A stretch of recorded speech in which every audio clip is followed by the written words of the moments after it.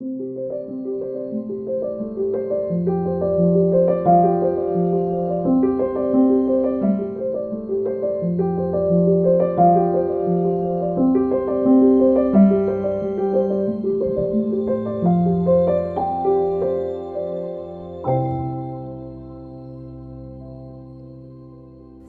שאלה תמיד רצית שישאלו אותך ולא שאלו?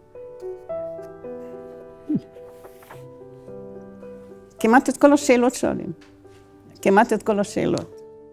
אז הרבה פעמים ציפיתי לשאלה, איך אתה יכול להיות מאמין, כן? אחרי מה שקרה. שישאלו ככה, שאני אבין שהם הבינו משהו. אני לא חושבת שיש איזו שאלה שאני יכולה להעלות בדעתי שלא עניתי עליה גם אם לא נשאלתי. למה אתה מתגעגע בעולם שלפני המלחמה? שאלה קשה. למה אתה מתגעגע שלפני המלחמה? אני מתגעגעת להוריי שנספו באושוויץ, צעירים כל כך. אני מתגעגעת לבית היהודי המכובד שהיה לנו בבית. שאבא שלי היה גם כנר וגם זמר, חזן. איזה בית יהודי מקסים היה לנו, וזה נעלם יחד עם העשן. השואה באיטליה התחילה ב-1943, אני ילידת 1938, הייתי בת 5.5, אני לא זוכרת מספיק כדי להתגעגע. הייתי נוסע על תלת אופנוע על המדרכה, מול הבית של ההורים שלי בבריסל, והייתי נוסע על תלת אופנוע, כן, אדום, זוכר, הלוך וחזור, וגם כן ברכבת הקלה של בריסל, כשהייתי נוסע עם אבא, הוא היה מושיב אותי על איזה מדף ליד הנהג של הרכבת הקלה, כדי שאני אוכל להסתכל על הנוף. כן. ערב שבת, מה לא הייתי נותן שיהיה לי עוד פעם אבא ואמא, ערב שבת, שולחן אחד. ואני ידעתי בדיוק שהזיכרונות האלו, זה אף פעם לא יהיה עוד. האם יש לך חלומות על השואה? האם יש לך חלום אחד שחוזר אל עצמו? כאשר בתי הבכורה חלתה,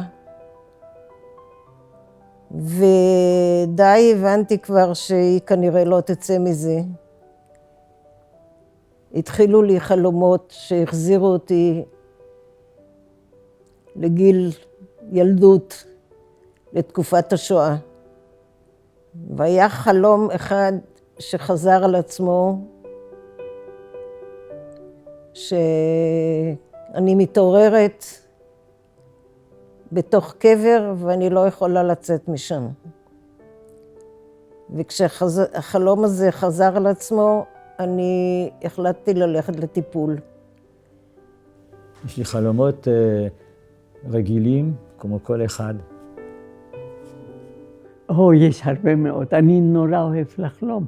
יש דברים שחוזרים, משהו שחוזר, ומכירים אותם כבר. אז זה לא רק אושוויץ, יש לי כל מיני דברים, וחלומות שאני אהבתי, מיד כתבתי אותם. האם יש בך כעס? האם במשך השנים, כן, חשבת על נקמה? כן, בוודאי. יש לי כעס. רגשות נקם? לא רגשות נקם פיזיים.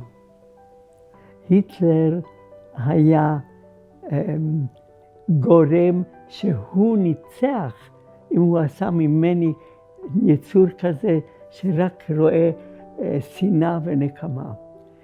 אני לא יודעת אם חשבתי על נקמה, אבל אני נקמתי. הם לא רצו שאני אשרוד.